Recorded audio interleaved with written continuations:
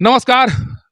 बिहार में कुछ सालों से अंधेरपुर नगरी चौपट राजा की जो कहावत है वो चरितार्थ होती हुई दिखाई पड़ रही है। मैं ऐसा इसलिए कह रहा हूं कि सरकार के स्तर से बिना सोचे समझे ही ऐसा नियम बना दिया जा रहा है या इस तरह के फरमान जारी कर दिए जा रहे हैं, जिस कारण से लोगों को काफ़ी परेशानी उठानी पड़ रही है।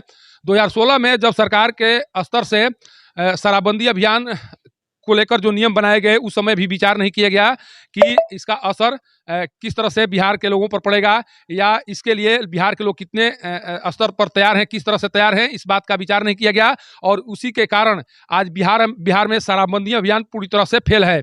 हम अभी सासाराम के सहकारिता भवन के पास देखिए, ये सहकार भवन है और यहाँ पर एक तरह से किसानों की समस्याओं के समाधान को लेकर अधिकारी बैठा करते हैं।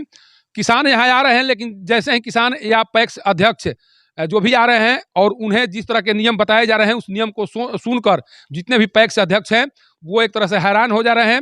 वर्तमान में एक आदेश जारी किया गया है, उस आदेश के अनुसार सभी जितने भी पैक्स या व्यापार मंडल के अध्यक्ष हैं उन्हें केवल और केवल उसना चावल ही सरकार के गोदामों तक पहुंचाना है। अरवा चावल के गिराने पर या अरवा चावल तैयार करने पर प्रतिबंध लगा दिया गया है।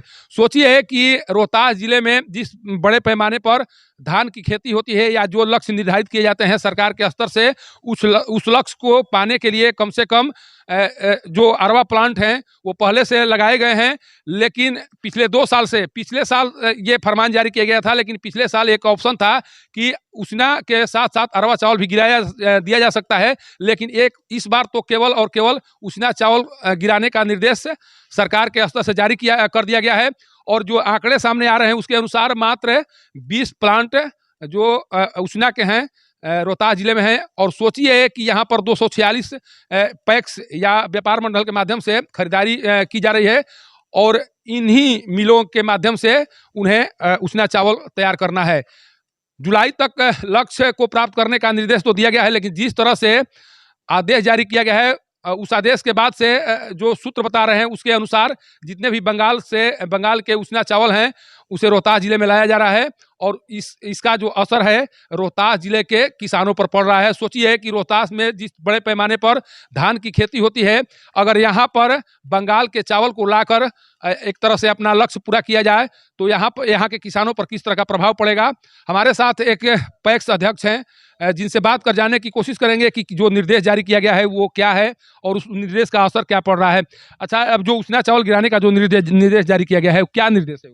निर्देश है कि उसना चावल ही केवल सरकार लेगी और अरवा चावल नहीं लेगी। जबकि हम लोग के पैक्स मिल भी है, पैक्स मिल में भी सरकार द्वारा पैक्स मिल स्थापित किया गया है, जो मतलब कि उसको भी बंद करा दिया गया सरकार के द्वारा और केवल उसना का डिमांड किया जा रहा है कि केवल उसना चावल ही लेगी। जबकि पीडीएस में बांटने के लिए पंजाब और हरियाणा से अरवा चावल बिहार में मंगाकर और जन वितरण प्रणाली दुकान में अरवा चावल का वितरण किया जा रहा है और यहाँ का अरवा चावल पर विराम लगाया जा रहा है। इसका क्या असर पड़ रहा है? असर, हम लोग चावल देने में असक्षम है, कोई मिल उसना तैयार नहीं है। वो बोल रहा है कि माह में हम केवल 2 लौठी चावल दे सकते हैं, लेकिन इस पर भी कोई सरकार का ध्यान नहीं जा रहा है, जिससे हम सारे पैक्सों में चावल समय पर नहीं जमा होने से मतलब हम लोग डिफाल्टर और सूद से लद जाएंगे, जिसके चलते बहुत हर्जाना सहना पड़ सकता है। कहा जा रहा है कि जो पैक्स अध्यक्ष हैं या व्यापार मंडल के जितने भी अध्यक्ष हैं वो अपना लक्ष्य पूरा करने के लिए बंगाल से उसना चावल मंगा रहे हैं। जो बात कही जा रही है उसमें सच्चाई कितना है? सच्चाई है कि इन लोग से जब उसना चावल अपने मिल से नहीं पूर्ति हो रहा है, पैक्सों को नहीं दे पा रहे हैं, तो ये लोग बाहर से चावल मंगाकर बर्दवान से बंगाल से लोग मंगा रहे हैं, पंजाब से मंगा रहे हैं, मंगाकर और हम लोगों को मतलब दे रहे हैं। वो भी देने में असक्षम है, लोग नहीं पूर्ति समय पर हो रहा है। अब भगवान जाने ये चावल कब जमा होगा। धान तो हम लोग से प्रेशर देकर खरीदवाया जा रहा है, धान हम लोग खरीद रहे हैं, लेकिन इसका सूद इतना लद जाएगा, इतना बोझ हो जाएगा कि सारे पैक्स डिफाल्टर होने के कगार पर पहुंच जाएगी। सोचिए नीतीश कुमार जी, आप मुख्यमंत्री हैं बिहार के और बिहार के खुशहाली की जिम्मेदारी आपके ऊपर है, लेकिन मुख्यमंत्री रहते हुए आपके द्वारा कुछ ऐसा कार्य किया जा रहा है जिस कार्य की आलोचना लगातार की जा रही है। आप बिहार के भविष्य को अगर नहीं देख पा रहे हैं, केवल अपना हित और अपने लोगों का हित देखने के लिए अगर कुर्सी पर बैठे हुए हैं, तो कम से कम ये कहा ही जा सकता है या मांग की जा सकती है कि आप कम से कम कुर्सी छोड़ दें। ऐसा इसलिए कि जब किसान खाद के लिए लाइन में लगेंगे, जब पैक्स से उल्टा सीधा काम कराया जाएगा, रोहतास रोहतास में अरवा प्लांट बहुत पहले से लगाए गए हैं और अरवा प्लांट की संख्या होने के कारण ज़्यादातर यहाँ पर अरवा चावल तैयार की जाती है। उसके बाद आपके द्वारा एक फरमान जारी किया जाता है कि नहीं, अब अरवा चावल नहीं लिया जाएगा, उसना चावल लिया जाएगा। इसका असर सीधे रोहतास के किसानों पर पड़ रहा है।